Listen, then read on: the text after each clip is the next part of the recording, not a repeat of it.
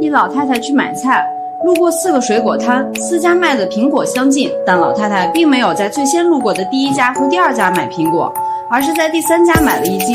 更奇怪的是，在第4家又买了2斤。老太太去买菜，路过水果摊，看到卖水果的摊主，就问道：“苹果怎么样啊？”摊主回答：“我的苹果特别好吃，又大又甜。”老太太摇摇头走开了。只讲产品卖点，不探求需求，都是无效介绍，做不了单。老太太又到一个摊子，问：“你的苹果是什么口味的？”摊主措手不及：“早上刚到的货，没来得及尝尝，看着红润的表皮，应该就很甜。”老太太二话没说，扭头就走了。对产品了解一定是亲自体验出的，亲自体验感受出的才是卖点。只限于培训听到的知识，应对不了客户。旁边的摊主见状问道：“老太太，您要什么苹果？我这里种类很全。”老太太说：“我想买酸点的苹果。”摊主说：“我这种苹果口感比较酸，请问您要多少斤？”老太太说：“那就1斤吧。”客户需求把握了，但需求背后的动机是什么？丧失进一步挖掘的机会，属于客户自主购买，自然销售不能将单值放大。这时他又看到一个摊主的苹果，便去询问：“你的苹果怎么样啊？”摊主说：“我的苹果很不错的，请问您想要些什么样的苹果呢？”探寻需求。老太太说：“我想要酸一些的。”摊主说：“一般人买苹果都要大的、甜的，为什么您要酸苹果呢？”挖掘更深的需求。老太太说：“儿媳妇怀孕了，想吃点酸的苹果。”摊主说：“老太太，您对儿媳妇真是体贴啊，将来您媳妇一定能给您生个大胖孙子。”适度恭维，拉近距离。几个月以前，附近也有2家要生孩子的，他们就来我这里买苹果。讲案例，第三方佐证。您猜怎么着？这2家都生了个儿子。构建情景，引发憧憬。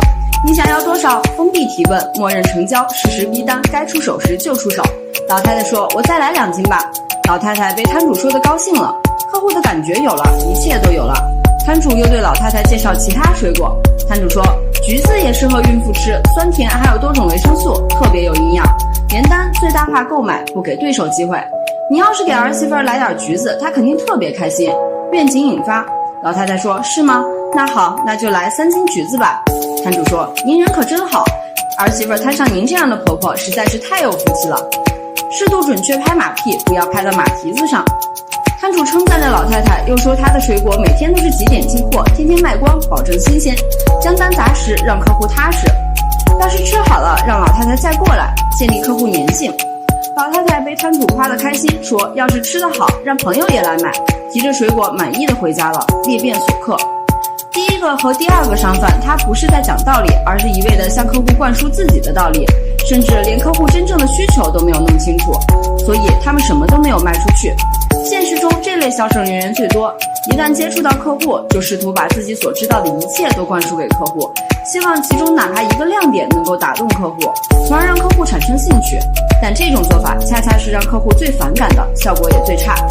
作为一个销售，首先应该学会的就是倾听，而不是灌输。第3个商贩懂得倾听，所以成功地获取了客户的需求，但他停留在一个改造信息的状态，在这种感情基础之上，想办法满足客户的需求，形成销售。其实这类销售人员往往很难真正摆脱被客户牵着鼻子走的困境。第4个商贩真正做到了顾问式营销，不仅成功地获取了客户的需求，还成功地引导并挖掘了客户的新需求。就像人在盐吃多的情况下才会多喝水，在营销过程中要学会换位思考，要把好处说够，把痛苦说透，这样成交就已经实现了一半。你看懂了吗？看懂的点赞。